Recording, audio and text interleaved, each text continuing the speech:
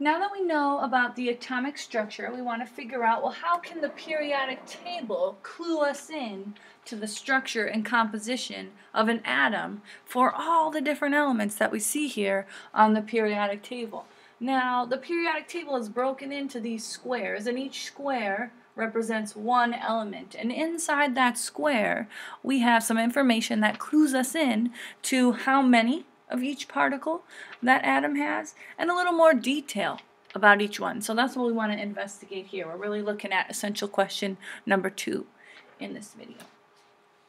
Okay, so we're going to focus in on the element square today for sodium. And notice there are 4 key features within this element square. We're going to start with these first 2 down here on the bottom. You probably recognize this one as the element name.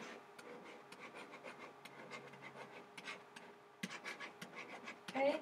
Each element has a specific name, and that name is usually found within the periodic table square. Some are fairly simple like this, some are much more complex. We're going to focus on the ones that you maybe have heard of before or you will encounter on a regular basis. Okay, so we have the element name. We also have this 1 or 2 letter element symbol.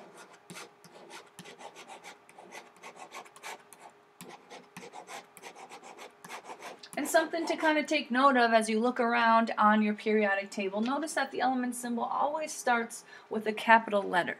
Okay? If it ends up having a second letter, that second letter will always be lowercase. But we always want to start out with a capital, and then the second one, if there is one, will be a lowercase. So we've got the element name and the element symbol. Probably those are things you've already heard of before. But we also have 2 numeric values up at the top corners here. One of them is a whole number, while the other is a decimal. And we want to keep note of that to help us separate and know the difference between these next 2 terms. Okay, we're going to start over here with the whole number.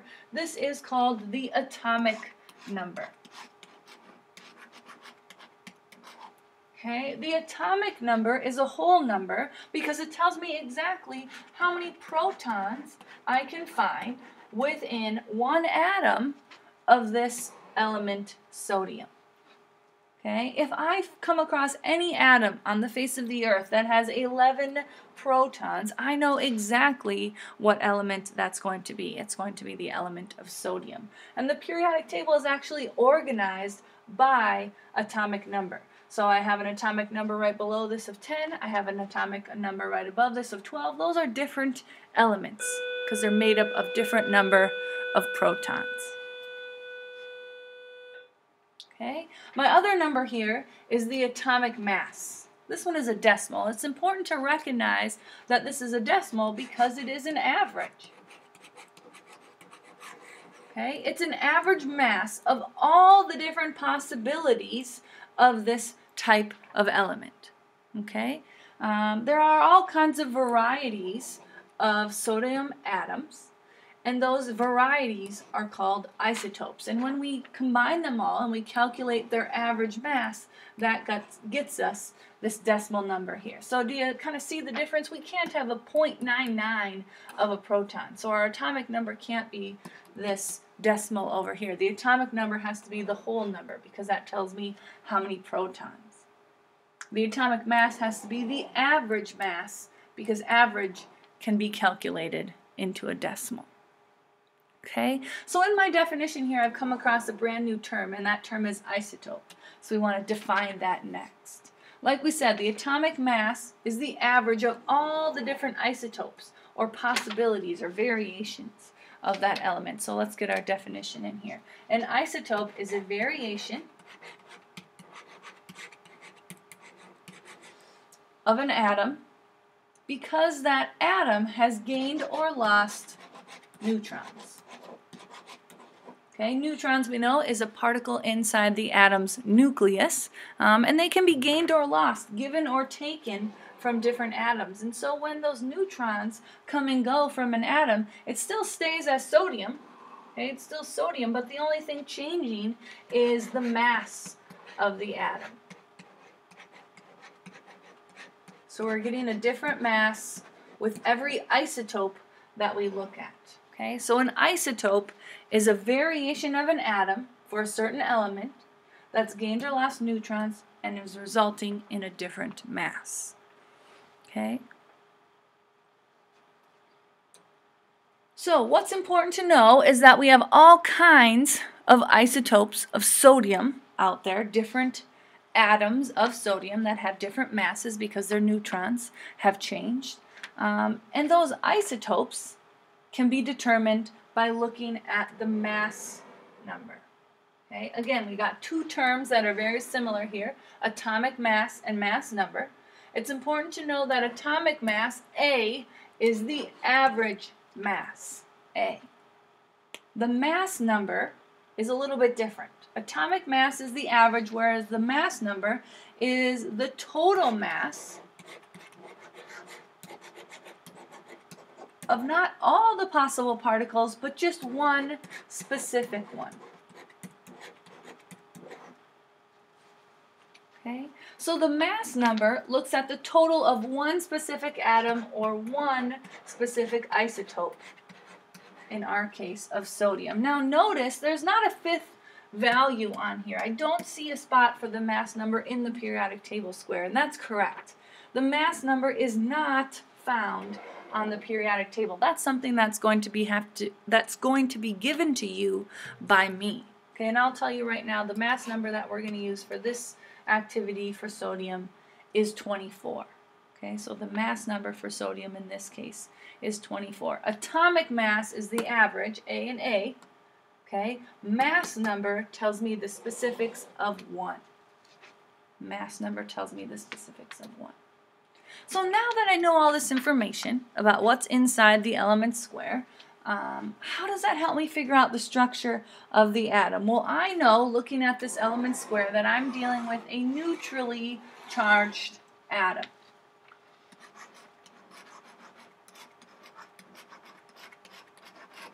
And of course, we know neutrally charged atom has a charge of 0.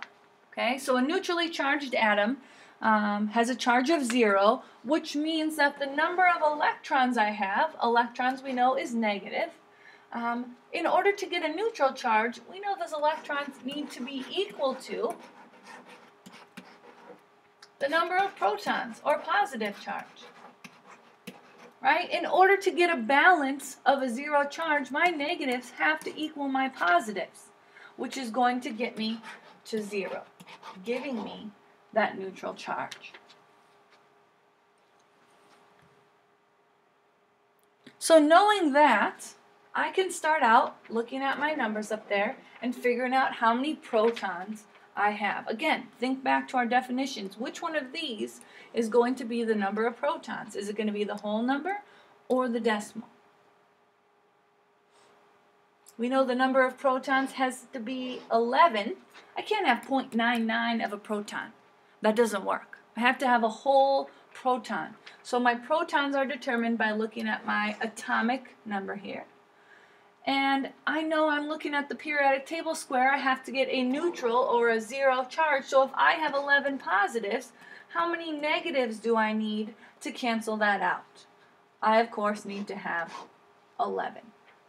Okay? So simply by looking at my periodic table square, I know there's 11 protons and therefore 11 electrons in this one atom of sodium. But I'm not quite done. I'm missing one of my atomic particles, and that, of course, is the neutron. I've got to figure out how many neutrons are there in my sodium atom. I already know that there is 11 protons. There's 11 electrons. I'm missing that neutron. That one I don't know. Okay, in order to calculate neutrons, I simply need to take my mass number, and from the mass number, I want to subtract the atomic number.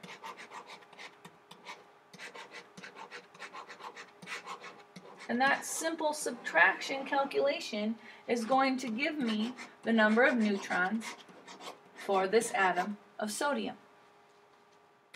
Now, mass number. That's a tricky one I got to look for. That is the mass of one specific atom of sodium, and that's the number that's not on the periodic table. That has to be given by me, And I did give that to you earlier. That was 24. So I've got 24 for my mass number, and I want to subtract the atomic number, which remember is my whole number, same as my number of protons and electrons. So I've got 24 minus 11. It's going to end up with 13 neutrons. So for this one particular atom of sodium, I've got 11 protons, 11 electrons, and 13 neutrons. Protons and neutrons found in the nucleus, 11 electrons going around the energy levels outside. So here I want you to try it. You've got two element squares in front of you, one for oxygen and one for calcium. Use the information in the element square as well as the information that I've given you about their mass number to calculate how many protons, neutrons, and electrons each atom of each element would have. Once you figure that out, your job then is to finish the notes by answering your two essential questions. The first video really helped out with that, knowing the structure of an atom, looking at the three particles, where I can find them, and what their charges are, either positive, negative, or neutral. Okay? And then this video really helped out with how to use the periodic table to figure out how many protons, neutrons, and electrons there are. Of course, using the periodic table, I now know what is the atomic number and the atomic mass for different elements. Finish your two essential questions, and we will look at them in class.